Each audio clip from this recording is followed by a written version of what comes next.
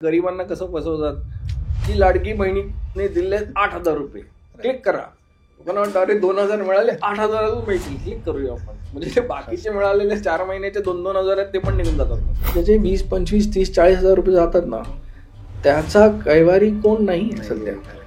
खूप जास्त त्याची प्रकरणं आजकाल बाहेर येतात डिजिटल अरेस्टची, आणि लोकांना कळत नाही की नक्की हा प्रकार काय. आप डिजिटल अरेस्ट में हो, दूसरे कमरे में जाइए अकेले. तर नक्की काय आहे डिजिटल अरेस्ट? हा जो फ्रॉड आहे हा आता एक माणूस कुठेतरी गॅरेजमध्ये बसून करतोय असं नाही राहिलेला, पूर्ण गँग असते. मीरा रोड मधल्या बनावट कॉल सेंटर प्रकरणी अमेरिकन 61 भारतीय विरोधात गुन्हा दाखल केलेला आहे. आता सध्या इंडियात सगळ्यात जास्त कुठला स्कॅम चाललाय किंवा कुठला सायबर क्राईम चाललाय? सर्वात मोठा जो फ्रॉड चाललाय तो स्टॉक मार्केट ॲप स्कॅम. माझ्याकडे क्लायंट आले होते, ते स्वतःचे पैसे संपले म्हणून त्यांनी आपल्या मुलाचे पैसे टाकले. आता मुलाचे पैसे टाकले तर ते पण त्याचे पण संपले म्हणून त्यांनी आपल्या मुलीचे पैसे टाकले आणि जावायचे पैसे पण लावले त्याच्यावर. मी OTP दिला, सगळं दिलं, ही माझी चुकी झाली. पण त्यांना डेटा जिथून मिळाला, सपोज कुठली ॲप असेल, इन्शुरन्स कंपनी असेल, बँक असेल, कोणी, त्यांनाही गुन्हेगार ठरवता येतं का? आता मी तुम्हाला सांगतो आपल्या ह्या पॉडकास्टद्वारे की पुढे अजून स्थिती खराब होणार आहे. कारण आता बँका मिरवत आहेत की आम्ही व्हिडिओ KYC करतो, iPadवर अकाउंट उघडतो, तुम्ही जिवंत आहेत की नाही चेक करतो, आणि video KYC that's the best KYC. पण आता त्यांनाही मार्ग आलेला आहे, डीप फेक व्हिडिओज. तुमचा फ्रीडम ऑफ स्पीच वापरा, तुम्ही तुमचे काय घालायचं नाही घालायचं तुमचा प्रत्येकाचा वैयक्तिक प्रश्न आहे, फोटो कुठला टाकायचा, पण ॲटलिस्ट अवेअर राहा. म्हणजे कोणतरी चौथा माणूस तुमच्या फॅमिलीतला माणसाला फोन करून सांगतोय अरे हिचा फोटो हिचा व्हिडिओ मला इकडे दिसला, आणि त्याचा एक व्हिडिओ काढून त्याला पाठवतोय. अशा गाफील परिस्थितीत राहणं. एक जामतारा नावाची सिरीज आली होती नेटफ्लिक्सवर. सर आपका ATM कार्ड एक्सपायरी होने वाला है. तसं आता कोण नवीन जामतारा उदयाला येतोय का महाराष्ट्रात, इंडियात? ते सामान्य माणूसच नाही, पण माझ्याकडे असे सुशिक्षित आणि उच्चवर्णीय असे क्लायंट्स आलेत ज्यांना त्यांच्यावर जो क्राईम झालाय त्याला सायबर क्राईम म्हणतात हेच माहीत नसतं. की बाबा तुमच्याकडे मोबाईल फोन पण नाही आणि तुमच्याकडे इंटरनेट पण नाही आणि तुम्हाला अनपडच आहात तुम्ही, त्यांच्यावर सुद्धा सायबर क्राईम झालेला. AI मुळे सायबर क्राईमचा भस्मासूर खूप मोठा होणार आहे.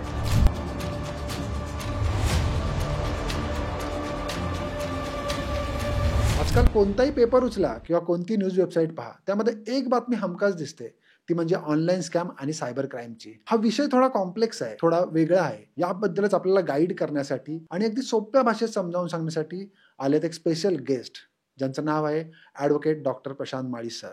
तर सर नमस्कार. नमस्कार. सगळ्यात पहिला प्रश्न हा की रिसर्च करताना मला असं कळलं की भारत हा सर्वात जास्त ऑनलाईन स्कॅम मध्ये अडकणाऱ्या देशांपैकी एक देश आहे. मुळात याचं काय, म्हणजे याचं उत्तर काय किंवा असं का होत आहे? बघा, आता सायबर क्राईम जे आहे ते ह्याला पॅन्डेमिकचं स्वरूप आलेलं आहे भारतामध्ये. हा नुसता क्राईम राहिलेला नाहीये, तर तो क्राईम मधला पण सर्वश्रेष्ठ क्राईम असा मोठा क्राईम झालेला आहे. आणि आपल्याकडे ऑनलाईन स्कॅम हा एक प्रकारचा सायबर क्राईम आहे. त्याच्यामध्ये जास्त लोक फसण्याचे कारण 2 आहेत. पहिला कारण म्हणजे ग्रीड आणि दुसरं कारण म्हणजे भीती. तर ग्रीड म्हणजे की आपल्याकडे भारतामध्ये लोकांना वाटतं की जे काही ऑनलाईन असेल ते अहम सत्य आहे. ते ऑनलाईन वरती असणारा आपला प्रचंड विश्वास, ह्यामुळे आपण ऑनलाईन स्कीम्समध्ये, स्टॉक मार्केट फ्रॉड्स, ऑनलाईन मॅरेजेसमध्ये, डेटिंगमध्ये, डिजिटल अरेस्ट सारखे स्कॅम्स आपल्याकडे कायम होत राहिलेत आणि होत राहतात. हा पहिलं कारण आहे. दुसरं म्हणजे भीती. आता तुम्हाला जर ऑनलाईन कोणी फोन केला, व्हिडिओ कॉल केला आणि तुम्हाला कुठल्याही गोष्टीची भीती दाखवली, भीती म्हणजे पोलिसांची भीती किंवा इन्कम टॅक्सची भीती, EDची भीती, जे काही मीडियात सध्या चाललंय ज्याच्यामध्ये दंगा होत असतो, तत्सम जर कॉल तुम्हाला आला तर ती भीती जागृत होते. आणि 2 लोक ह्याच्यात जास्त फसतात, सामान्य माणसं, सामान्य जन असतात ते, आणि सिनियर सिटीजन्स, ज्यांच्याकडे आज घडीला भारतामध्ये सिनियर सिटीजन हा सर्वात रिच क्लास आहे. त्यांच्याकडे खूप पैसे आहेत, त्यांनी जमवलेले, त्यांना रिटायरमेंटमध्ये मिळालेले, त्यांच्या इन्व्हेस्टमेंट स्कीम्स, मुलाने दिलेले, सगळ्या पद्धतीने पैसे आहेत त्यांच्याकडे. तर ते एक इझी टार्गेट सायबर क्रिमिनल्सला बनलेले आहेत. बरोबर. ओके. सो आत्ता जे भारतामध्ये जे काही सायबर क्राईम होत आहेत किंवा ऑनलाईन स्कॅम तुम्ही म्हणाला त्याप्रमाणे, तर डिजिटल अरेस्ट हा जो शब्द तुम्ही आता वापरला त्याबद्दल अजून थोडं सांगाल का आमच्या ऑडियन्सना? बिकॉज खूप जास्त त्याची प्रकरणं आजकाल बाहेर येत आहेत डिजिटल अरेस्टची आणि लोकांना कळत नाही की नक्की हा प्रकार काय. काही ठिकाणी त्याबद्दल गैरसमज पण निर्माण झालेत की बाबा पोलीस असतात किंवा कोण असतात, तर नक्की काय आहे डिजिटल अरेस्ट? डिजिटल अरेस्ट हा शब्द आपल्या भारतीय कायद्यामध्ये कुठेच नाही आहे. डिजिटल अरेस्ट म्हणजे तुम्हाला डिजिटली अरेस्ट केलेलं आहे असं होऊच शकत नाही आपल्याकडे, आणि अशी तरतूदच नाही आपल्या कायद्यामध्ये. आपण डायरेक्ट फिजिकल कैद हा आपल्याकडे तरतूद आहे. तर डिजिटल अरेस्टमध्ये होतं काय की तुम्हाला एखादा व्हिडिओ कॉल येतो किंवा तुम्हाला एक व्हॉट्सॲपवरनं मेसेज येतो किंवा नॉर्मल कॉल येतो आणि तिथनं ते सुरू होतं. काय कॉल येतो की बाबा तुमची इन्कम टॅक्स जो बकाया आहे द्यायचा आहे बाकी आहे आणि तो तुम्ही दिलेला नाही आहे, त्याच्यामुळे तुम्हाला आम्ही डिजिटली अरेस्ट करत आहोत. तुम्ही कुठेच जाणार नाही, फोन चालू ठेवणार, आणि जर तुम्ही असं काही केलं, फोन जर बंद केलात वगैरे, तर पोलीस तुम्हाला CBI येऊन तुम्हाला अरेस्ट करेल. ही जी पोलिसांची धमकी असते ह्यामुळे जास्त फसले जातात. आणि पोलिसांची धमकीच देत नाही तर दुसऱ्या साईडला जो मनुष्य बसलेला असतो तो सुद्धा पोलिसांच्या ड्रेसमध्ये किंवा सरकारी ड्रेसमध्ये किंवा त्याच्या इर्दगिर्द जे बॅकग्राऊंड व्हॉइस असतो ते पण असं पोलिसांच्या पोलीस स्टेशनमध्ये कसं हे ह्याला आण रे, त्याला पकडून आण रे, त्याला जेलमध्ये टाक रे, त्याला 3rd डिग्री लावले, असा आवाज त्या माणसाला समोरून जेव्हा बॅकग्राऊंड सदस्य येतो तेव्हा तुमचं सबकॉन्शियस माइंडमध्ये ती भीती बसते आणि ह्यावर ते खेळतात. पण डिजिटल अरेस्टमुळे कोट्यावधी रुपये गेलेले आहेत. माझ्याकडे जेवढे क्लायंट्स आलेत आतापर्यंत ते कोट्यांमधले झाले. 3 कोटी 4 कोटी पार 25 कोटीपर्यंत लोक आलेले आहेत माझ्याकडे आणि त्यांनी स्वतःहून पैसे दिलेले आहेत. म्हणजे नाशिक मधली तुम्हाला एक घटना सांगतो. माझ्याकडे एक क्लायंट आले. मजा ही होती की ती म्हणजे मजा नाही म्हणता येणार पण दुःखद आपल्याला हे म्हणता येईल स्थिती की ते IIT इंजिनियर आहेत. ते US मध्ये राहतात. त्यांचा मुलगा स्टार्टअप चालवतो US मध्ये आणि ते नाशिकात आले त्यांचे टॅक्स भरण्यासाठी. तर आता बघा कसं झालं, ते टॅक्सेस भरण्यासाठी आले आणि त्यांना एक व्हिडिओ कॉल आला आणि सांगितलं की तुमचं हे सगळे टॅक्समध्ये लफडा झालाय, फ्रॉड झालाय, तर तुम्ही नाही आम्हाला आत्ता भरलात, सेटलमेंट नाही केलीत तुम्ही तर तुम्हाला लगेच CBI अरेस्ट करेल वगैरे वगैरे अशा धमक्या देण्यात आल्या. त्याचे बळी पडले ते. आता मजा ट्विस्ट दुसरा आहे. ट्विस्ट हा आहे की नाशिक पोलिसांनी चांगलं काम केलं होतं की सगळ्या बँक मॅनेजर्सला बँकेमध्ये असं सांगण्यात आलं होतं की जर कोणी FD तोडायला आलं तुमच्याकडे आणि खास तर सिनियर माणसं आली तर तुम्ही तोडून देऊ नका आणि आम्हाला कळवा. हे जेव्हा हे फोन चालू ठेवून आपले FD तोडायला गेले तेव्हा तिथल्या मॅनेजरने सांगितलं की तुम्ही तोडू नका, आम्हाला पोलिसांनी हे केलं. मला तुम्ही पोलिसांना सांगायची गरज नाही, मला तोडायचं. म्हणजे ते इतके घाबरलेले असतात, भीती असते मनामध्ये. त्यांनी एक कंट्रोल जो आपण इस्टॅब्लिश केला होता तो पण मारण्यास इन्कार केला आणि त्यामुळे त्यांचे 3.5 कोटी रुपये गेले. बापरे. हे डिजिटल अरेस्ट इंडियामध्ये ओरिजिन झालंय की ऑलरेडी काही देशांमध्ये होतं किंवा तिथून आले असं काही प्रकार? सायबर क्राईम जो आहे ना हा मनुष्य जातीवर घडणारा क्राईम आहे. टेक्नॉलॉजी सगळे देश वापरतात, भीती सगळ्या देशांना त्यांच्या फायनान्शियल इन्स्टिट्यूशन म्हणजे जे फायनान्शियल क्राईम्स करणारे पोलीस असतात ते फायनान्शियल पोलीस बद्दल वाटते किंवा नॉर्मल पोलीस बद्दल सगळ्यांना वाटते. म्हणजे आपल्याकडे तर आपण गेल्या वर्षी म्हणजे काही 4-5 वर्षापूर्वी आपण मीरा रोड मध्ये एक कॉल सेंटर मधले 400 मुलांना पकडलं होतं. ते मीरा रोड मध्ये बसून US मधल्या लोकांना धमक्या द्यायच्या आणि कसल्या ह्याच धमक्या द्यायच्या की तुमचा टॅक्स भरलेला नाहीये तुम्ही आणि तुम्हाला FBI पकडायला येत आहे, फोन खाली ठेवू नका, खाली जा, त्या iTunesचं कार्ड घ्या आणि ते आपण सेटल करून टाकू, तुमचे एवढा $डॉलर्स भरायचे तर एवढे भरा. आणि US मधले सिटीजन्स याला बळी पडायचे आणि ते खाली जाऊन ते डेबिट कार्ड म्हणजे जे कार्डमध्ये जे पैसे असतात ते आणायचे आणि तो नंबर ह्यांना देऊन हे त्यांना खाली करायचे इकडे बसून. तर जे आपण इथे बसून जर आपण US च्या लोकांना खाली करतोय आपली लोक तर काय म्हणायचं, आपल्याकडे एक मेवात रिजन आहे पूर्ण, जिथे 3 स्टेट्सचा कॉन्फ्लुएन्स होतो, म्हणजे असं जुडतात, जसं राजस्थान, हरियाणा आणि उत्तर प्रदेश, ह्यांच्या 3 जिथे जुडतात त्या मेवात रिजनमध्ये, तिथे गावांमध्ये हे फ्रॉड्स होत आहेत. तिथे जर एका स्टेटचे पोलीस त्या स्टेटमधल्या त्या गावात गेली तर ते दुसरीकडे उडी मारून जातात, तर हा स्टेटचा पोलीस तिकडे जाऊ नये म्हणून. आणि आपल्याकडे पण आपण एकदा हरियाणा पोलिसने ऍक्शन घेऊन 200 लोकांना पकडून आणलं होतं तिथं, पण त्याने पण खूप ट्रिक्स केलेल्या आहेत. तिथले जे ड्रायव्हर, ते जे गावातली लोक असतात ते पार्ट टाइम ड्रायव्हर सुद्धा असतात. त्यांना कळलं की पोलीस पार्टी येते की ते ट्रकवर निघून जातात 2-3 महिन्यासाठी ट्रक घेऊन नॅशनल परमिटचा. असे पेत्रे ते कॉन्स्टंटली करत राहतात. आणि त्यामुळे हा जो फ्रॉड आहे हा आता एक माणूस कुठेतरी गॅरेजमध्ये बसून करतोय असं नाही राहिलेला, पूर्ण गँग असते. आणि ह्या गँगचा जो सर्गन आहे तो कधीच मिळत नाही सध्या पोलिसांना. तो तिथे हाँगकाँगमध्ये, तिथे व्हिएतनाममध्ये किंवा थायलंडमध्ये किंवा दुबईमध्ये बसलेला असतो. आणि हा सगळा पैसा जो लुटला जातो तो फायनली म्हणजे तो पूर्ण डॉलर्समध्ये किंवा बाकीच्या करन्सीमध्ये कन्वर्ट करून हवाला करून भारताच्या बाहेर गेला जातो. आणि तो टेररिझम किंवा बाकी ह्या ज्या ड्रग्स कार्टेल यासाठी हा पैसा वापरण्यात येतो. त्याच्यामुळे हा जो पैसा आहे जो लुटला जातो तो काही चांगल्या कामासाठी वापरला जात नाही. व्हिएतनाममध्ये पूर्वीचं ज्याला व्हिएतनाम आणि म्यानमारची एक बॉर्डर आहे, त्या बॉर्डरवरती चायनीज गुंतवणूकदारांनी एक पूर्ण सिटी बनवली आहे. आणि त्या सिटीमध्ये काम करण्यासाठी कॉल सेंटर्स आहेत. तिथे काम करण्यासाठी भारत, चीन, म्यानमार हे सगळे जे साऊथ एशियन कंट्रीज आहेत तिथे पहिलं त्यांना बोलवलं जातं चांगला पगार देण्याच्या आमिषाने. आणि ते तिकडे एकदा आले की त्यांना बंदी बनवलं जातं.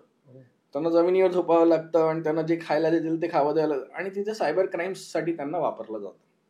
तर ते सगळे टेक्निकली रिच मुलं असतात, सुशिक्षित मुलं असतात, आणि ते त्यांच्याकडनं असं केलं जातं. आणि त्यांच्याकडे जवळजवळ जेव्हा आता रेड केली किंवा सरकारने त्यांच्यावर हरकत आणली तेव्हा 10,000 ते 15,000 लोकांची सुटका करण्यात आली. तर एवढ्या मोठ्या लेवलला हा सायबर क्राईम घडत आहे. तर बऱ्याचदा आता मी थोडा रिसर्च करतो, त्यामध्ये मला असं दिसलं की अनेकदा रॅन्सम म्हणून बिटकॉइन मागितले जातात. तर आता हे तर माहिती आपल्याला बिटकॉइन हे अनट्रेसेबल आहे, जेवढं मला माहिती आहे नुसार, मे बी मी रॉंग पण असेल, अनट्रेसेबल आहे. तर मग समजा कोणाला असं खंडणी मागितली डिजिटली, तर मग काय त्यातून सुटका नाहीच का, की द्यावीच लागते? बघा, आता मी तुम्हाला रिअल लाईफ उदाहरण सांगतो की गेल्या वर्षी माझ्याकडे काही पेमेंट गेटवे कंपनीज क्लायंट्स होत्या, म्हणजे जे IT पेमेंट प्रोसेस करणारे क्लायंट होत्या. त्यातल्या 10% लोक मला सांगायचे की आम्ही हे रॅन्सम खंडणी देण्यासाठी बजेट केले. आणि आता ह्या वर्षी ते 85% कंपन्या की आम्ही खंडणी देण्यासाठी बजेटिंग करून ठेवलंय, आम्ही क्रिप्टो करन्सीचं वॅलेट वेगळं बनवून ठेवलंय. आणि तुम्हाला एक महत्वाची गोष्ट सांगतो की हे फक्त ह्या पेमेंट कंपन्या देत नाही आहेत, तर मोठ्या मोठ्या बँका, इन्शुरन्स कंपन्या, वकील, चार्टर्ड अकाउंटंट्स, मंत्री संत्री, हॉस्पिटल ह्याने क्रिप्टो करन्सीमध्ये पैसे दिलेले आहेत. आणि ह्या भारतातनच दिलेले आहेत आणि कोट्यावधी रुपये दिलेले आहेत खंडणी म्हणून. कारण का की सगळंच ऑनलाईन. जर मी क्रिप्टो रॅन्समवेअर अटॅक म्हणजे काय की तुमचे जे संगणक असतात त्याच्यावर गिबरिश टाकून, म्हणजे काहीतरी थातूरमातूर गोष्टी टाकून, त्याला अर्थहीन गोष्टी टाकून त्याला निकामी केलं जातं. आणि निकामी करून ते सांगतात जर तुम्हाला ह्याला कामी आणायचं म्हणजे ते कितकं नव्हे. तुम्ही म्हणाल मग तुमचा बॅकअपमध्ये डेटा नाही का, तर ते बॅकअपच्या डेटाला पण तसं त्याला इन्क्रिप्ट करून टाकतात आणि सांगतात की हे सगळ्या तुमच्या ह्याला डिक्रिप्ट करायचं असेल तर ती जी चावी आहे, डिक्रिप्शन की तुम्हाला हवी असेल तर एवढी खंडणी द्या, तर आम्ही तुम्हाला हे करू.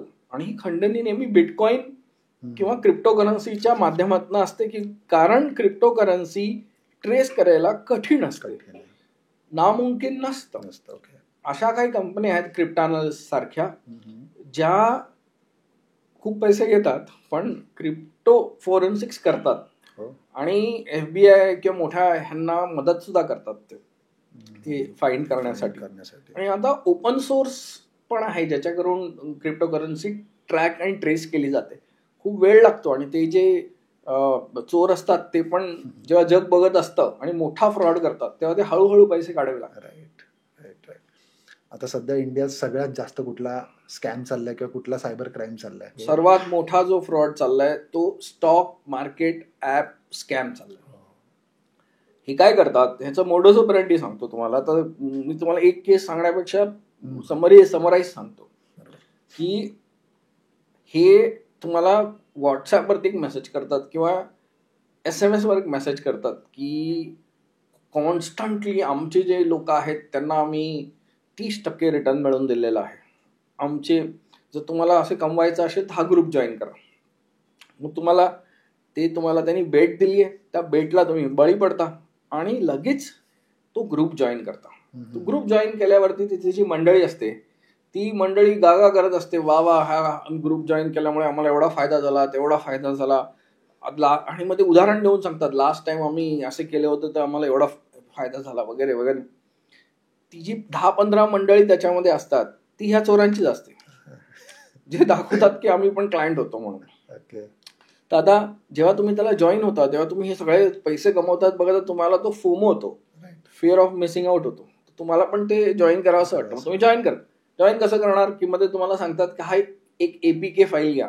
APK फाईल म्हणजे एक ॲपची फाईल तुम्हाला ती घ्यायला सांगतात. आयदर ते डायरेक्ट पाठवतात किंवा एक खोटी वेबसाईट बनवतात ज्याचं त्यांनी खोटं रूप घेतलेलं असतं. म्हणजे ते खूप मोठे रूप घेतात. म्हणजे ते दाखवतील की ते मोठ्या ब्रोकरचे कोणी लागूबंधू आहेत, मोठ्या मोठ्या कंपन्या. ते ब्लॅकस्टोनला पण ते सोडत नाही आणि त्यांचेच ते आहेत असं. आणि त्यांची खोटी वेबसाईट बनवलेली असते. तर तिकडे जा आणि तिथे का लिंकला क्लिक करा. त्या लिंकला क्लिक केल्यावर ती फाईल तुमच्याकडे डाउनलोड होते आणि तो ॲप येतो. तर ॲपवर पण हे मोठ्या कंपनीची नावं घेतात. म्हणजे आपल्याकडे तर सगळेच मोतीलाल ओसवालपासून अरिहंतपासून सगळेच त्याच्यात गणले गेलेले आहेत. म्हणजे ह्याच्यामध्ये म्हणजे माझ्याकडे काय खूप साऱ्या ह्या कंपन्या सुद्धा आल्यात. म्हणजे त्यांचं दुखणं वेगळं होतं. म्हणजे सर आम्ही जेव्हा यांना मागायला जातोय, ब्रोकर्स म्हणतात की आमच्याकडे इन्व्हेस्ट करा, तेव्हा त्यांच्याकडे पैसे नसतात द्यायला. पण हे जेव्हा हे खोटे लोक यांना जेव्हा आमिष दाखवतात की आम्ही जास्त पैसे देऊ तेव्हा आपल्या तिजोऱ्या खाली करतात आणि जेव्हा लुटतात तेव्हा ते आम्हाला फोन करतात की बाबा हे तुमचं होतं का म्हणून. म्हणजे तुम्ही हे पहिलं का नाही विचारलं. तर आमिषाचे बळी पडतात हे. आणि मग ते तुम्हाला त्या खोट्या ॲपवरती तुमचे खोटे स्टॉक्स दिसत राहतात आणि ते तुम्हाला त्याच्यासाठी पण स्टोरी बनवतात की आम्ही प्रायव्हेट प्लेसमेंटद्वारा तुम्हाला हा स्टॉक देतोय ब्ला ब्ला. आणि मग तुमचा तो स्टॉक काय वर झालेला दिसतो. आता तुम्ही 10 लाख टाकलेत, तुम्हाला 4-5 दिवसात तो 18 लाख 17 लाख असं दिसायला लागतं. तुम्ही खुश की म्हणजे आता 18 लाख झालोय. तुम्ही प्लॅन करायला लागता की अरे वा, वर्षाकाठी तर माझे 2 कोटी होतील आणि मी इकडे जाईन फिरायला तिकडे जाईन. हे स्वप्नच तुमचं त्याच्या इर्दगिर्द होतं. मग तुम्ही अजून त्यात टाकायला लागता. म्हणजे तुम्ही जेव्हा तुमचे पैसे संपतात तेव्हा तुम्ही बँकेकडे जाता, लोन घेता आणि त्यात पैसे टाकतात. माझ्याकडे क्लायंट आले होते, ते स्वतःचे पैसे संपले म्हणून त्यांनी आपल्या मुलाचे पैसे टाकले. तर मुलाचे पैसे टाकले तर ते पण त्याचे पण संपले म्हणून त्यांनी आपल्या मुलीचे पैसे टाकले आणि जावायचे पैसे पण लावले त्याच्यावरती. असे करत करत त्यांचे 4.5 कोटी त्याच्यामध्ये गेले. आणि म्हणजे असे फसत जातात त्याच्यामध्ये. आणि त्यांनी तर भरपूर रिसर्च वगैरे केला होता तरी ते ह्याच्यामध्ये फसले. त्याला वेगळ्या वेजने लोकांना टार्गेट करण्याचा प्रयत्न करतात. जसं की मला कालच कोणतरी सांगितलं की त्यांचं जे हे होतं इन्शुरन्स कॉपी जी आहे गाडीची, त्यावरून त्यांना स्कॅम करण्याचा प्रयत्न झाला. कसं की त्यांना कॉल केला, तुमच्याशी अशी इन्शुरन्स कॉपी आहे, पूर्ण डिटेल्स वगैरे मागितली, तरी बरं त्यांना वेळेत कळलं की हे जास्त माहिती, मग त्यांनी कट केला कॉल. अशीच एक सिमिलर केस मला काल वाचताना सापडली की एका व्यक्तीला इन्शुरन्स कॉपीवरून फोन केला. त्या व्यक्तीला कळलं की आपल्याला पण टार्गेट करण्याचा प्रयत्न केला जातोय. तर त्या व्यक्तीने बँकेला कॉल करून सांगितलं की माझं अकाउंट आहे ते फ्रीज करा.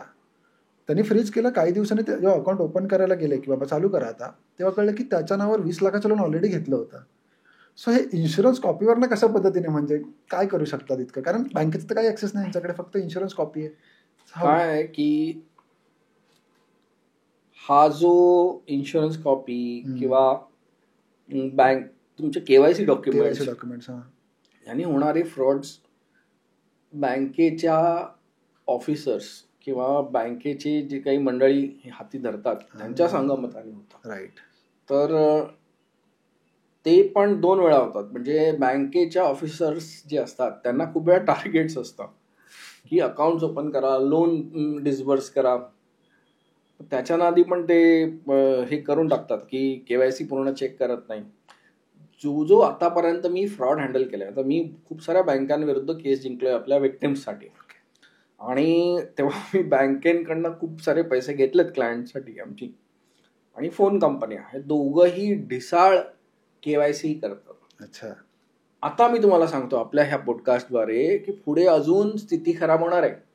कारण आता बँका मिरवतायत की आम्ही व्हिडिओ KYC करतो, iPadवर अकाउंट उघडतो, तुम्ही जिवंत आहेत की नाही चेक करतो आणि video KYC that's the best KYC. पण आता त्यांनाही मार्ग आलेला आहे डीप फेक व्हिडिओज. आता डीप फेक व्हिडिओज द्वारा KYC होणार. बँक झोपूनच राहणार की पहिलं तर माणूस जाऊन चेक करायचा. तो माणूस जर फ्रॉड नसेल तर मग काही प्रॉब्लेम नव्हता. आता तुम्ही व्हिडिओ KYC वर करताय, तिथे तुम्हाला डीप फेक व्हिडिओ मिळणार आणि ऑडिओ सुद्धा डीप फेक मिळणार. तुम्ही वाचणार कसे? आता तुम्ही बँका जे आता KYC सॉफ्टवेअर वापरतायत त्याच्यामध्ये कुठलंही कंट्रोल नाही आहे की हा डीप फेक आहे की बघण्यासाठी.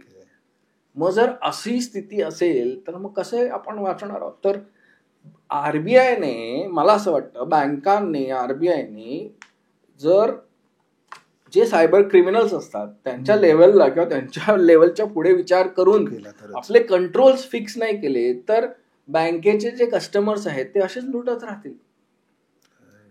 आणि हा आहे बघा, तुम्हाला सोयीस्कर पडतंय, बँकेला सोयीस्कर पडतंय म्हणून टेक्नॉलॉजी इम्प्लिमेंट करता, पण त्याची कंट्रोल्स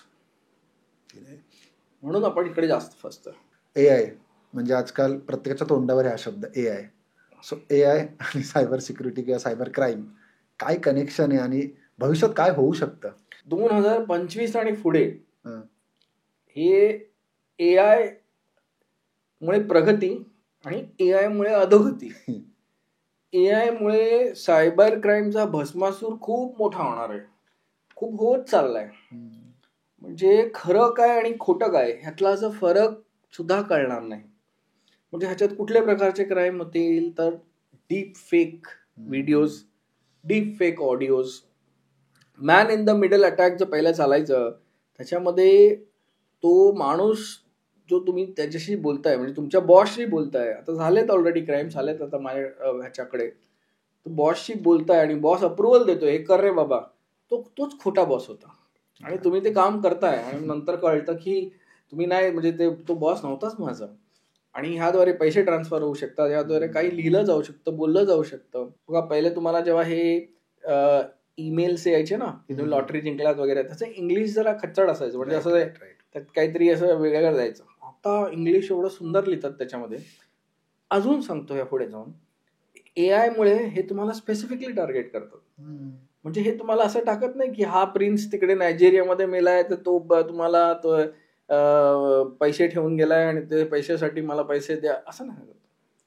तो तुमचा social media profile AI social media profile वापरून पूर्ण चेक करतो की तुम्हाला कशाची गरज आहे आणि तसलाच ईमेल पाठवतो. म्हणजे जे fishing emails, fishing SMS, phishing WhatsApp message तुम्हाला येणार आहेत ते टार्गेटेड येणार आहेत. आता AI वापरून तुम्हाला जी गरज आहे तसलाच मेसेज तुम्हाला पाठवायचा. म्हणजे chances for you to click and get phished or get duped increases manifold. तर हा प्रॉब्लेम आता 2025-2026 मध्ये प्रचंड वाढणार आहे. बेसिकली तुमचंच काम वाढणार आहे, तुमच्याकडच्या केसेस वाढणार आहेत. म्हणजे ॲज अ वकील आता ऑब्व्हियसली माझ्याकडे मोठे क्लायंट्स जास्त येतात, पण तुम्हाला सांगू का की छोटे ज्यांचे पैसे जातात ना, आज मला ते पण दुःख तुम्हाला सांगू इच्छितो, ज्याचे 20, 25, 30, 40 हजार रुपये जातात ना, त्याचा कैवारी कोण नाही सध्या. कारण ते इतक्या पटीने जातात. म्हणजे 1-2 माणसाला एखाद्याने पकडलं, पण बाकीच्यांचं काय. म्हणजे आधी पोलीस स्टेशनला जरी गेले तरी ते जे कमी पैसे असतील तर ते इतके सिरियसली घेत नाही, कारण इतक्या लोकांचे जातात. पण जर तुम्ही बघाल सामाजिक दृष्टिकोनातनं तर ते 25-30 हजार रुपये त्यांनी एखाद्या मुलीच्या लग्नासाठी, औषधासाठी, एखाद्या छोट्या ऑपरेशनसाठी ठेवलेले असतात. तर सायबर क्राईममुळे जीव जाण्याचे प्रसंग आहेत ना ते AI मुळे वाढणार. Right right right. तर हा एक मर्डरस क्राईम सुद्धा आता होऊ शकतो. आता तुम्हाला इतक्या केसेसबद्दल तुम्ही सांगताय मला, तर मला एक अशी केस सांगा ना जे तुम्ही पण म्हणता शॉक होता की असंही होऊ शकतं. अशी एखादी केस आहे का तुमच्या आठवणीमध्ये, किंवा की ज्यातून त्या व्यक्तीला तुम्ही सोडवलंय, की म्हणजे काही ऑप्शन नव्हता? म्हणजे लोकांना आता नॉर्मली माहिती आहे की OTP स्कॅम हे होतात ते होतात, पण अशा लेवलचं पण होऊ शकतं. ह्या लेवलचं पण तुमच्यावर कंट्रोल केला जाऊ शकतो, ह्या लेवलचं पण तुम्हाला टार्गेट केलं जाऊ शकतं, तो कुठून कुठून माहिती काढून वगैरे. असं म्हणजे वी कांट इमॅजिन अशा टाईपचं काही. स्त्रियांना म्हणजे माझ्याकडे एक मॉडेल आली होती आणि तर तिने काही आपले रिव्हिलिंग फोटोज शूट केले होते आणि आता तिचं लग्न होणार होतं. म्हणजे तिने केले असतील 4 वर्षापूर्वी आणि ते काही तिने वेबसाईट्सला दिले होते स्वतःहून, म्हणजे विथ कन्सेंट दिले होते. सेमी न्यूड फोटोज होते ते. तर ती माझ्याकडे आली की माझं आता लग्न जमतंय, तर माझ्या नवऱ्याला तर काही प्रॉब्लेम नाही आहे फोटोजचा, पण सासरी प्रॉब्लेम होऊ शकतो माझ्या, आणि मग मला आता फॅमिलीतच राहायचं आहे वगैरे वगैरे, तर आपण हे काढूया. आपण ती काढण्याची असाइनमेंट माझ्याकडे माझ्या लॉ फर्ममध्ये आली ती आणि आम्ही त्याच्यावर काम करू लागलो. आम्ही ते काढले, त्यातले काही काढले. आम्ही 5-6 वेबसाईटवरनं ते जेव्हा काढले तर ती पण खुश होती. 10 दिवसांनी तिची परत ते फोटो झाले, वेगवेगळ्या वेबसाईटवर ते दिसायला लागले परत फोटो. आणि काही ह्याच्यावरती ते जे तिचे कमी कपड्यातले फोटो होते ते पूर्ण न्यूड झाले. म्हणजे 2 गोष्टी झाल्या. एक तर कोणाला तरी कळलं की ही काढते फोटो, मग त्यांनी अजून पसरवलं आणि तो एक लेवल पुढे गेला. त्यांनी AI वापरून ते न्यूड करून टाकलं तिला आणि ते सगळ्याकडे पसरवलं. तर मी अजून हैराण झाली की पहिलं तर कपडे तरी होते, आता तेही गेले म्हणून. मग मी परत कामाला लागलो. मग मी ते काम करत असताना मला आढळलं की कोणीतरी तिच्या नावानेच वेबसाईट बनवून टाकली. अरे बापरे.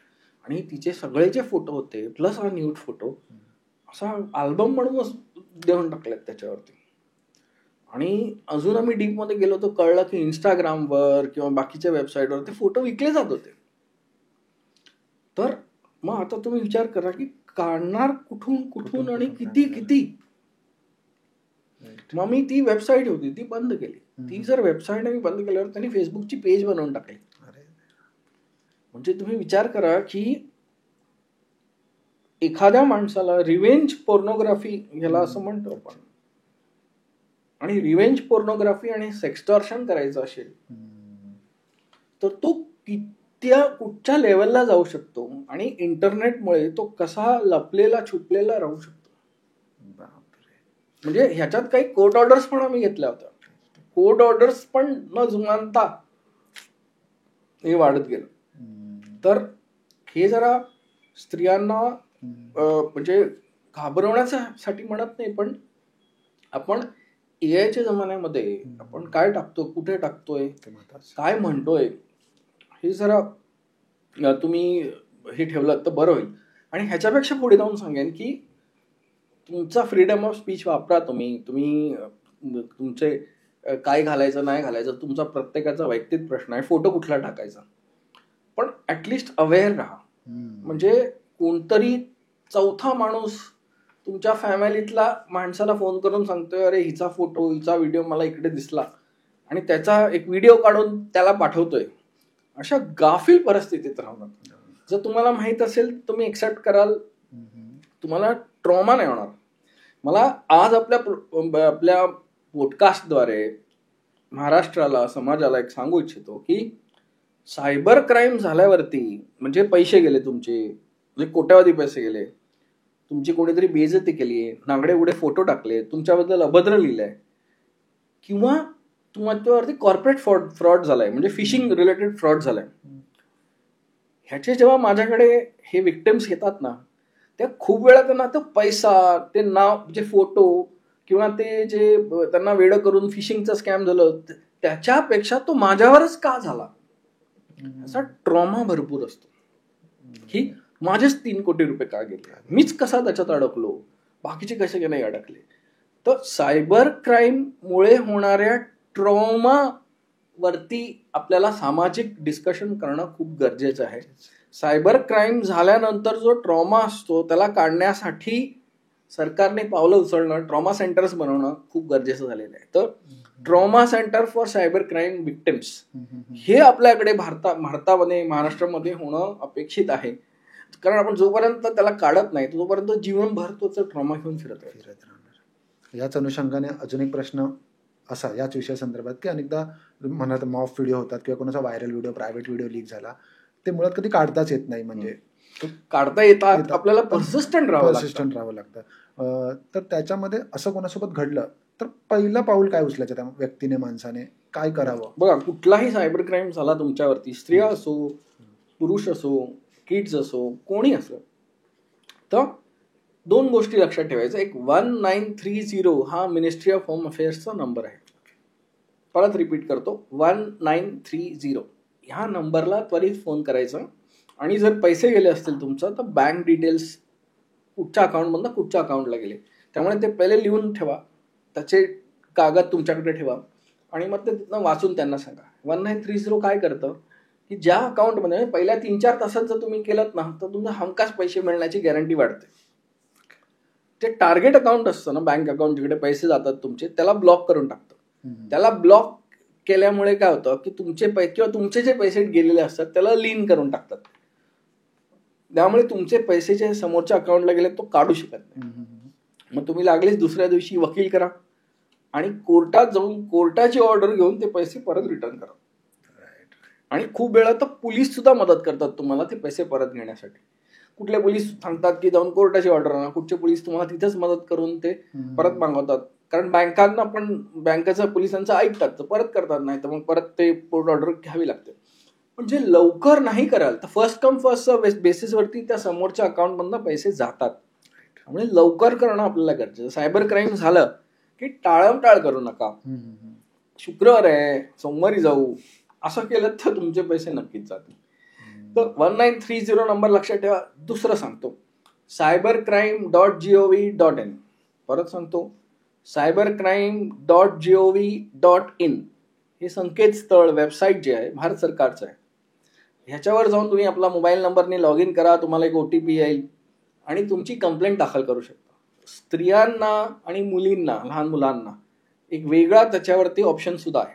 त्यांची ऍक्शनेबल 24 तासात ऍक्शन घेतली जाते त्याच्यावरती खास. तर मग तुम्हाला पोलीस स्टेशनमधनं, नियरेस्ट पोलीस स्टेशनमधनं फोन येईल त्याच्यासाठी, आणि बाकीच्यांनी पण तुम्ही त्याच्यावर कंप्लेंट दाखल करू शकता. त्यामुळे हे फास्टेस्ट करण्यासाठी. दुसरं सांगतो की आपल्या महाराष्ट्रामध्ये प्रत्येक पोलीस स्टेशनमध्ये एक सायबर ऑफिसर आहे. मुंबईमध्ये तर आपल्याकडे 5 सायबर पोलीस स्टेशन आहेत जे फक्त 10 लाखाच्या वरचे सायबरचे मामले बघतात. तर ह्यांची मदत घ्या, ह्यांच्याकडे जा. हे ट्रेंड ऑफिसर असतात, तिकडे जाऊन तुम्ही पण खाली हात जाऊ नका. तुम्ही 2 कॉपीज कंप्लेंट हाताने लिहा किंवा टाईप करा, त्याचं झेरॉक्स फोटोकॉपी काढा आणि घेऊन जा, आणि त्यांना एक कॉपी देऊन एक कॉपी आपल्याकडे स्टॅम्प म्हणून घ्या. तोंडाने जाऊन तिकडे जाऊन त्यांना प्रवचन देण्यापेक्षा लिखित घेऊन जा, म्हणजे तुमच्याकडे एक एक्नॉलेजमेंट कॉपी सुद्धा राहील. ओके. याचा रिस्पॉन्स टाईम म्हणजे तुम्हाला 24 तासामध्ये आपल्याला त्याचा रिझल्ट मिळतो किंवा प्रोसेस सुरू होते. म्हणजे आपण प्रोसेस लागलीच सुरू होते. म्हणजे तुम्ही फोन केला की ते त्यांच्या कम्प्युटरवरती फ्रीजिंगची ऑर्डर टाकतात आणि ते लागलीच फ्रीज होतं त्यांचं. राईट. आता एक उदाहरण असं की समजा मला एखादा स्पॅम कॉल आलाय स्कॅमसाठी, मी OTP दिला, सगळं दिलं, ही माझी चुकी झाली, पण त्यांना डेटा जिथून मिळाला, सपोज कुठली ॲप असेल, इन्शुरन्स कंपनी असेल, बँक असेल, कोणी, त्यांनाही गुन्हेगार ठरवता येतं का? म्हणजे डेटा तुमच्याकडून पण लीक झाला ना, डेटा लीक कसा झाला? किंवा त्याच्याकडे माझी सगळी इन्फॉर्मेशन होती, माझा डेट ऑफ बर्थ, माझं नाव, माझं हे, माझं ते, माझं सगळं, तर फक्त मीच गुन्हेगार आहे की ती इन्स्टिट्यूशन पण गुन्हेगार आहे? बघा, आता एक नवीन कायदा भारतामध्ये आलेला आहे, त्याचं नाव आहे DPDPA. Okay. Digital personal data protection act. हा डिजिटल डेटा जर कोणी लीक केला, तुमचा लीक झाला कंप्लायन्स न फॉलो केल्यामुळे वगैरे वगैरे, तर त्याच्यासाठी तुम्हाला तिथे मदत मिळते. पण तुमचे पैसे तुम्हाला परत नाही मदत मिळत. पण तुम्ही जसा प्रश्न विचारला त्याच्या अनुषंगाने हे उत्तर आहे की त्यांनाही आपल्याला धरता येतं. तर त्याच्यासाठी आता डेटा प्रोटेक्शन बोर्ड बनणार आहे आपल्याकडे भारतामध्ये, आणि तो ऑनलाईन असणार आहे. त्याच्यामुळे तुम्ही कंप्लेंट दाखल करू शकता की माझा डेटा लीक झाला वगैरे वगैरे. मग ते त्याचे संज्ञान घेऊन त्यांच्यावर 250 कोटीपर्यंतचा दंड लावू शकतात. 250 कोटी एवढा मोठा दंड आपला त्यांच्यावर लागू शकतो डेटा लीक झाल्याने. तर कालांतर आपलं जे पुढे बघतोय आपण पुढे जाऊन, तर आपला डेटा लीक होण्याचं प्रमाण कमी होईल असं मला दिसतंय. ओके, हरकत नाही. एक जामतारा नावाची सिरीज आली होती नेटफ्लिक्सवर, जामतारा. तसं आता कोण नवीन जामतारा उदयाला येतोय का महाराष्ट्रात, इंडियात? तुला सांगितलं ना, जामतारा हा झारखंड मधला आहे, तसा हा मेवात रिजन. आता त्याच्यापेक्षा जामताऱ्यापेक्षा काही पटीने मोठे रिजन्स तयार झालेले आहेत. मेवात मध्ये भरतपूर नावाचा एरिया आहे, ते सगळे जे बॉर्डर रिजनला आहेत ते जामताऱ्यापेक्षा काही पट मोठे आहेत. आता जामतारा फोकसमध्ये आल्यापासून तिथली ऍक्टिव्हिटी थोडी कमी झाली आहे. त्याच्यामुळे नवीन उदयास आलेले आहेत ज्यांना ज्योग्राफिकल ऍडव्हान्टेज आहे, ज्यांना, आणि ते सोडा आपल्याकडे असे सायबर क्रिमिनल्स पण तयार झालेत जे घरी बसून अगदी कुक्कुटपालनासारखे सायबर क्राईम करतायत. आपल्या 2-4 मित्रांना घेतात. कसं होतं, पहिले हे कॉल सेंटरमध्ये काम करतात, बरोबर. मग तिथे कधीतरी रेड होते आणि कॉल सेंटर बंद पडतं. मग हे एंटरप्रेन्योर असतात, त्यांना माहिती आहे जाम पैसे कमवायचा आपला शेट. मग आपल्याच घरामध्ये ते भाड्याने इक्विपमेंट वगैरे आणून, म्हणजे काय कॉलिंगचेच इक्विपमेंट लागतात, टेलिकॉलिंग आणि कम्प्युटर स्क्रीन लागते, आपल्याच ह्या बेकार झालेल्या मित्रांना घेऊन सुरू होऊन जातात ते. आपण आता ऑनलाईन स्कॅम बद्दल बरंच बोललो, काही वेळा ऑफलाईन स्कॅम बद्दल बोललो थोडंफार. तर ऑफलाईन स्कॅमचे असे काही प्रकार जे तुम्हाला लोकांना किंवा ऑडियन्सला सांगायला आवडतील की असं काही आलं तर तुम्ही सावध व्हा? जसं की एखाद्याने तुम्हाला फोन केला आणि सांगितलं बाबा तुझं आधार कार्ड अपडेट करायचे, की आता लोकांना कळलंय, किंवा एखादी लिंक आली वगैरे वॉट एव्हर, तर असे काही प्रकार तुम्ही सांगू शकता? ऑफलाईन पेक्षा सर्वात मोठा जो सायबर क्राईम साधन आहे, त्याला सायबर क्राईम जिकडनं सुरू होतो त्याला आपण फिशिंग असं म्हणतो. राईट. फिशिंग म्हणजे FISHING नाही तर PHISHING. बरोबर. तर दोघांमध्ये साम्य आहे. साम्य समजवतो मी. आपण जेव्हा फिशिंगला जातो तेव्हा आपल्याकडे काय असतं, एक धागा असतो, त्याला एक हुक असतो, त्या हुकला आपण काहीतरी पीठ नाही तर बिस्किट काही लावतो, तो असतो बेट. त्याला भुलवण्यासाठी त्या माशाला, तो मासा ते पीठ खायला येतो आणि पीठ जसं त्याच्या तोंडात जातं तसा तो काटा पण जातो आणि तो अडकलेला जातो आणि आपण त्याला ओढतो बाहेर. आता हे सगळं फिशिंग मध्ये कसं होतं, तुम्हाला येतो एक SMS, तो SMS असतो तुमचा, त्या SMS मधला मजकूर असतो तुमचा बेट. ओके. कसा बेट असतो की तुम्हाला 25,000 रुपये रिफंड मिळणार आहे इन्कम टॅक्स. त्याच्यासाठी ह्या लिंकवर क्लिक करा. आता 25,000ची लालच तुमच्या मनात, आणि काही एवढे बावलट लोक असतात जे इन्कम टॅक्स पण भरत नाही पण उगीच क्लिक करतात, म्हणजे लालच पण असतं त्यांच्या मनामध्ये. तर एक तसं आलं. मग दुसरा, एवढ्या पैशाची लॉटरी लागली, हा पण ते पीठ आहे, बेट आहे. दुसरं असतं की तुम्हाला बाहेरगावी जाण्याची 5 तिकीटं मुफ्त. असे भरपूर काही जे काही स्कीम्स सध्या चालू असतात. म्हणजे गरिबांना कसं फसवतात की लाडकी बहिणीने दिले 8,000 रुपये, क्लिक करा. लोकांना वाटतं अरे 2,000 मिळाले, 8,000 मिळतील, क्लिक करूया आपण. म्हणजे ते बाकीचे मिळालेले 4 महिन्याचे 2,000 आहेत ते पण निघून जातात. मग या अशी आमिष दाखवणारा त्याला बेट असतं. तर हा झाला SMS. ओके. मग तुम्ही क्लिक करता. क्लिक केलं की गळाला लागलात तुम्ही त्याच्या. क्लिक केल्यावर 2 गोष्टी होतात. एक, तुमच्या मोबाईलमध्ये एक ऍप डाउनलोड होतो, किंवा मग ते तुम्हाला एका वेबसाईटवर घेऊन जातात आणि तिकडे तुमचा डेटा काढून घेतो. किंवा जो ऍप तुमच्या मोबाईलवर डाउनलोड होतो तो तुमच्या मोबाईलला त्यांचा गुलाम बनवतो. तो तुमचा फ्रंट कॅमेरा, तुमचा मायक्रोफोन, तुमचे email IDs, SMS, WhatsApp messages, सगळं तो समोरचा माणूस वाचू शकतो. मग ह्या पुढे काय होतं की बाबा त्यांनी काय कुठलं ट्रान्झॅक्शन केलं, तो तुमचा OTP त्याला पण आलाय. ओके, तो तुमचा मोबाईल फोन कॅमेरा कॅप्चर करून तुमचे व्हिडिओ बनवू शकतो, नग्न व्हिडिओ, कपडे बदलताना व्हिडिओ, बेडरूमचे व्हिडिओ बनवू शकतो. तर इतकं डेंजरस आहे ते फिशिंग. तर फिशिंग हा उगम आहे खूप साऱ्या सायबर क्राईमचा. तर जर आपल्याला सेफ राहायचं असेल तर हे जे आमिषी वाले मेसेजेस येतात, ईमेल येतात, यांना उघडूच नका, टाळा. कुठलाही ईमेल, व्हॉट्सअप मेसेज, SMS वर येणारा जो लिंक असतो, लिंक, त्याला क्लिक करू नका. कधीही कुठचाही ऍप गुगलच्या ऍप स्टोअरच्या विना डाउनलोड करू नका. हे 2-3 गोष्टी जर तुम्ही पाळल्यात ना, आणि आजकाल जे होणाऱ्या जे फ्रॉड्स आहेत, तुम्हाला आजकाल जास्त जे फ्रॉड्स होतात, फिशिंग वरनं थोडं पुढे जाऊ आपण, लोक शॉपिंग, ऑनलाईन शॉपिंग मध्ये जाम बळी पडायला लागले. ओके, इंस्टाग्रामवर तुम्हाला एक रील वरती जाता जाता एक ऍड येते.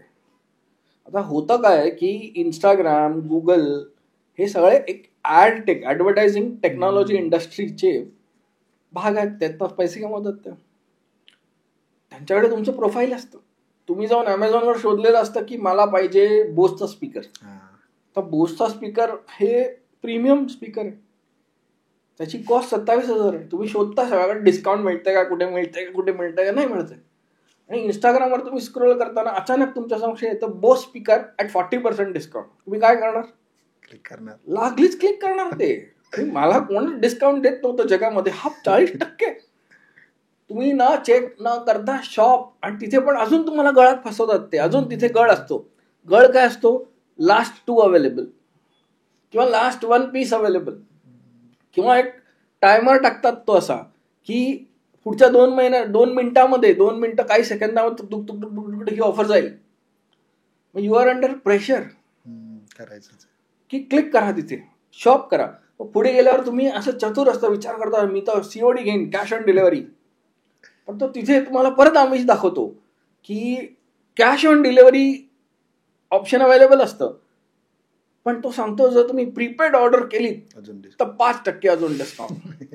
मग तुम्ही म्हणा अरे वा, अजून डिस्काउंट, म्हणजे तुम्ही काउंट करता, अरे खूप पैसे वाचले आपले. तुम्ही पैसे देऊन मोकळ होता. राईट, असं सगळं आहे. आणि मग ते 5-6 दिवसांनी त्याच्या शॉपिफाय मध्ये बनवलेल्या वेबसाईट्स असतात, ते काय होतात आणि ते दुसऱ्या नावाने परत येतात. खूपच सगळं हे भयंकर आहे. म्हणजे मग ह्याच्यापासून वाचण्यासाठी काय करायचं? त्या वेबसाईटचं किंवा त्या कंपनीचं नाव जाऊन गुगलवर टाईप करायचं. राईट, त्याच्या पुढे फ्रॉड लिहायचं. बघा, मी तुम्हाला एक गुरुमंत्र देतोय आपल्या ह्या पॉडकास्टच्या द्वारे. कधीही कुठलीही fraud website, fraud institution, fraud माणूस याला शोधायचं असेल ना, खूप सोपं आहे.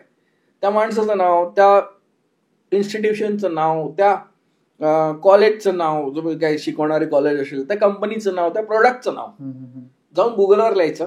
त्याच्या पुढे लिहायचं फ्रॉड. ओके, आणि क्लिक करायचं. तिकडे काय होतं की अशा वेबसाईट्स पण आहेत जे हे सगळं ट्रॅक करत असतात, आणि असे विक्टिम्स पण आहेत जे जसेही त्यांना कळलं की अरे आपण आता आपल्याला गंडवलंय, बाकीच्याला गंडवलं, इकडे तिकडे ते बकाळ होतच असतात. त्यांच्या लॉसवरनं आपण शिकायचं. तर कुठलीही गोष्ट आपल्याला मिळाली की आपल्या गुगलच्या शरणी जाऊन तिथे फ्रॉड लिहून मोकळून चेक करून घ्यायचं आणि मगच पुढे जायचं. सर, स्वतः तुम्ही सायबर लॉ एक्सपर्ट आहात, तर मी जसं आपलं आधी पण बोलणं झालं होतं की लोकांना सायबर लॉ, काही लोकांना माहिती पण नाही की असं काही कायदा आहे वगैरे.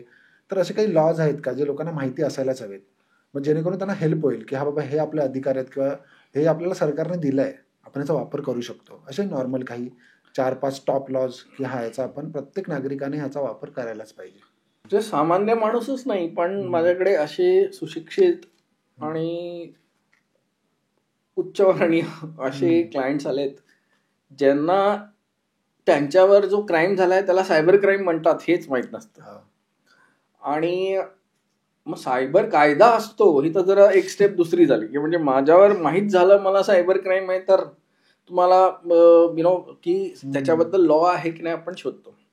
तर भारतामध्ये पूर्ण सायबर रिलेटेड लिगल फ्रेमवर्कच आहे. ओके, आणि त्यामध्ये फक्तच माहिती व तंत्रज्ञान कायदा 2000 नाही, तर आताचा आलेला पूर्वीचा IPC, आताचा BNS, जो भारतीय न्याय संहिता आहे त्याच्यामध्ये काही कलम आहेत आणि बाकीचे असे टेलिकम्युनिकेशन जो ऍक्ट आहे त्याच्यात काही कलम आहेत. जर तुम्ही कॉपीराईट कोणाचं व्हायोलेशन केलं तर कॉपीराईट रिलेटेड कलम आहेत आपल्याकडे, ट्रेडमार्क रिलेटेड कलम आहेत आणि भरपूर RBIचे रेग्युलेशन्स आहेत, सेबीचे गाईडलाईन्स आहेत, नंतर बाकीचे जे रेग्युलेटर्स आहेत त्यांचे गाईडलाईन्स आहेत. असा मिळून हा सायबर लिगल फ्रेमवर्क तयार होतो भारताचा. आणि ह्याच्यामध्ये तुम्हाला बघा 2 गोष्टी आहेत. एक तर तुमचं जर माली नुकसान झालं, पैसे नुकसान झालं तर तुम्हाला डॅमेजेस आणि कॉम्पेन्सेशन मिळू शकतं. आणि जर तुम्हाला जर क्रिमिनल केस करायची असेल तर पोलिसात जाऊन सुद्धा तुम्ही कंप्लेंट करू शकता. तुमच्याकडे 66 कलम आहे माहिती व तंत्रज्ञान कायदा 2000 खाली. तिथे 3 वर्षापर्यंतची शिक्षा आणि 5 लाखापर्यंतचा दंड आहे. जर ऑब्सेनिटी असेल, न्यूडिटी असेल, पोर्नोग्राफी वगैरे असेल तर 67 सेक्शन आहे. तिकडे 5 वर्षापासून ते 10 वर्षापर्यंतच्या शिक्षेचं प्रयोजन आहे आणि फार 5 लाख ते 10 लाखापर्यंतचं दंडाचं पण प्रोव्हिजन आहे तिकडे. अगदीच तुम्ही जर काय असं तिकडे लिहिलं आणि सामाजिक विलोखा निर्माण झाला, भारताच्या स्वाभिमत्तेला जर नुकसान वगैरे पोचवण्याचा प्रयत्न केला तर 66F नावाचं कलम आहे, त्याला सायबर टेररिझम आपण असं म्हणतो. आणि त्याखाली जर अरेस्ट झाला तर तो ग्रीवियस ऑफेन्स आहे, म्हणजे जन्मठेपेची पण शिक्षा आहे आपल्या माहिती व तंत्रज्ञान कायद्यामध्ये. तर आपला कायदा पुरेसा आहे, कायद्याचं जे इम्प्लिमेंटेशन आहे ते तितकं होत नाही. गुन्हेगारांना पकडणं ते तितकं होत नाही, पकडलेल्या गुन्हेगारांवर सजा होणं ते तितकं होत नाही. म्हणून आज आपले हे सायबर क्राईम रिलेटेड जे आज आपलं लिगल पूर्ण हा फ्रेमवर्क आहे तिथे ही पोकळी आहे आणि सरकार करतंय त्यांच्या पद्धतीने. पण आपल्याकडे एवढं मोठं पॉप्युलेशन आहे आणि त्या सगळ्यांच्याकडे मोबाईल फोन आहे आणि त्या मोबाईल हा सगळ्यांकडे गेल्यामुळे तो दोन्हीकडनं वापरला जातो ना. It is used as cyber weapon, right, and it is also used to inflict cyber crime on your own self. म्हणजे सायबर कधी तुमच्यावर तुम्ही विक्टिम बनता कारण तुमच्याकडे मोबाईल आहे. म्हणजे अशाही काही घटना आहेत की बाबा तुमच्याकडे मोबाईल फोन पण नाही आणि तुमच्याकडे इंटरनेट पण नाही आणि तुम्हाला अनपडच आहात तुम्ही, त्यांच्यावर सुद्धा सायबर क्राईम झालेला आहे. माझ्याकडे कशी केस आली होती की ती झुग्गी झोपडीमध्ये राहणारी डेली वेज वर्करची बायको होती, गोरी गुमटी होती. तर ती झोपडीत राहायची, ती आंघोळ करायला गेली तिकडे बाजूला आणि तो तिथला तुकारपुराने तिचा व्हिडिओ बनवला आणि तो पूर्ण मोहल्ल्यात सगळ्यांना पसरवला. आणि एक दिवशी तोच व्हिडिओ तिच्या नवऱ्याकडे आला. मग आम्हाला कळलं की ते हे झालंय तिच्यावर. मग तो सायबर क्राईम झाला होता ना तो, म्हणजे पोर्नोग्राफिक न्यूड व्हिडिओ तिचा पसरवला गेला, जो कलम 67A खाली गुन्हा दाखल होऊ शकतो त्याच्या करणाऱ्या. तर ही स्त्री, हिला मोबाईल चालवता येत नाही, फक्त घरकाम करणारी, घरातलं काम करणारी अतिशय अनपढ स्त्री होती, तरी तिच्यावर सायबर क्राईम झाला होता. तर ह्या युगामध्ये कोणच वाचू शकेल सायबर क्राईम मुळे, म्हणजे सायबर क्राईम ज्याच्यावर होऊ शकेल की का होतो सायबर क्राईम नक्की. कारण सगळ्यांना असं वाटतं की माझ्यावर नाही होणार सायबर क्राईम. ही जी रिलॅक्स घेण्याची आपली वृत्ती असते, जर तुमच्याकडे मोबाईल फोन आहे, तुमचा ईमेल ID आहे, तुमचं सोशल मीडिया अकाउंट आहे, तुमच्याकडे बँकिंग अकाउंट आहे जे ऑनलाईन चालतं, तर तुमच्यावर सायबर क्राईम होऊ शकतो ना. तर ही जेव्हा तुम्ही एक्सेप्ट करता ना की माझ्यावर होऊ शकतो, तेव्हाच तुम्ही हे करता. खूप सोपं आहे. तुम्ही गाडी चालवता तर ऍक्सिडेंट होऊ शकतो हे तुमच्या मनात तुम्ही एकदा तरी धरलं तरच तुम्ही सिक्युअर गाडी चालवता, तरच तुम्ही कायद्याचं पालन करता, त्या रूल्सचं पालन करता. तर ही भावना आपल्याकडे जगवणं की प्रत्येकावर सायबर क्राईम होऊ शकतं, हे सगळ्यांना सांगणं, फार शाळेपासून सांगणं गरजेचं झालेलं आहे. मग जे तुम्ही सांगितलं की माझा एक गुरुमंत्र तुम्ही सांगितलं, तसे अजून मला एक टॉप 3 गोष्टी सांगा ना की जे केल्याने तुम्ही वाचाल, म्हणजे कोणती व्यक्तीला सायबर क्राईमला बळी पडणार नाही, की ह्या फक्त 3 गोष्टी करा, 3 सिम्पल स्टेप्स आहेत. ओके, म्हणजे बघा असं माझ्याकडे कुठचाच ब्रह्मास्त्र नाही आहे की ज्याच्यामुळे तुमच्यावर सायबर क्राईम होऊ शकत नाही. सायबर क्राईम माझ्यावर पण होत राहतो, म्हणजे कोणावरही होऊ शकतो तो काही, कारण तुम्ही त्याच्यात सहभाग असायला पाहिजे असं गरज नाहीये सायबर क्राईमची.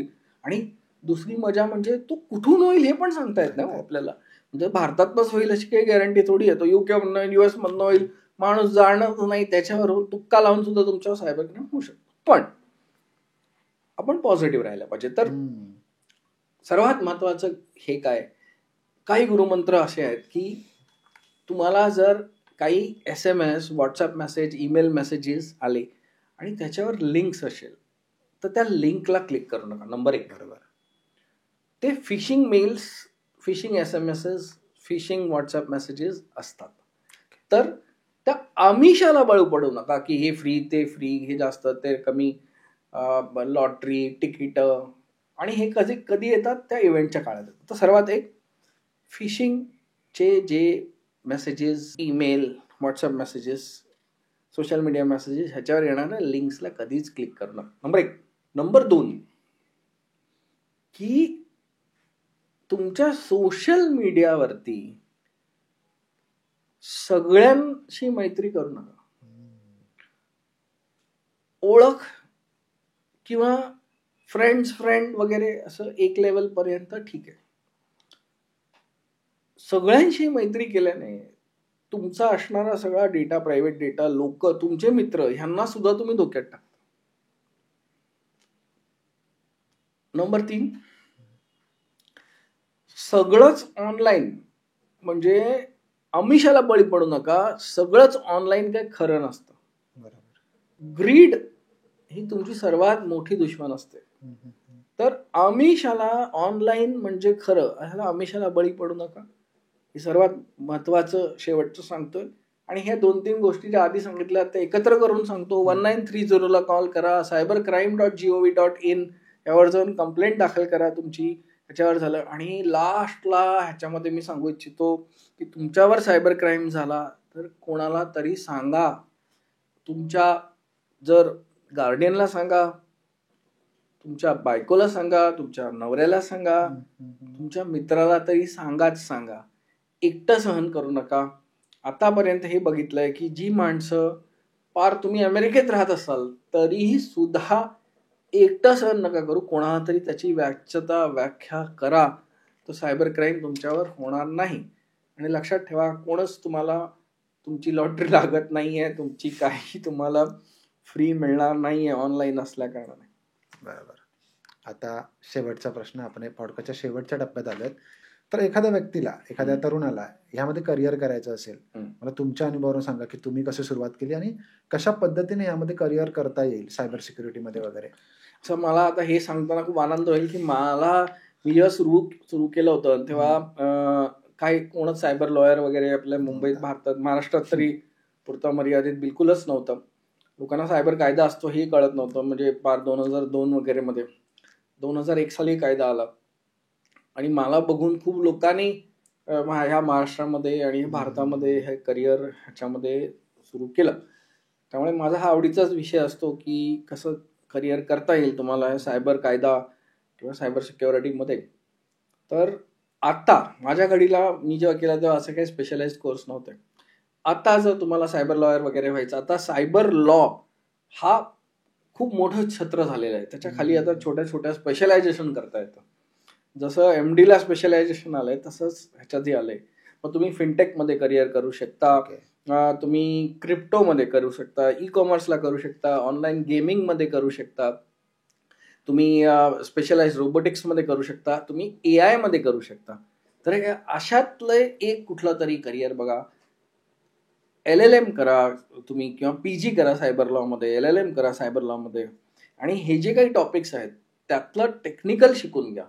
जेवढं टेक्निकल शिकाल तेवढं आणि लॉचं कॉम्बिनेशन कराल तेव्हा तुम्ही हे करू शकता. ऍक्च्युली विषय खूप मोठा आहे. आपण बऱ्यापैकी काही पॉईंट्स कव्हर केलेत आणि सरांनी आपल्याला हा विषय, म्हणजे सायबर क्राईम असा विषय जो खूप किचकट आहे, खूप कॉम्प्लेक्स आहे, पण त्यांनी आपल्याला खूप सोप्या भाषेत समजावून सांगितलेलं आहे. त्याबद्दल धन्यवाद सर. पुन्हा एकदा नक्की भेटूया. त्याबद्दल शुअर. Thank you very much.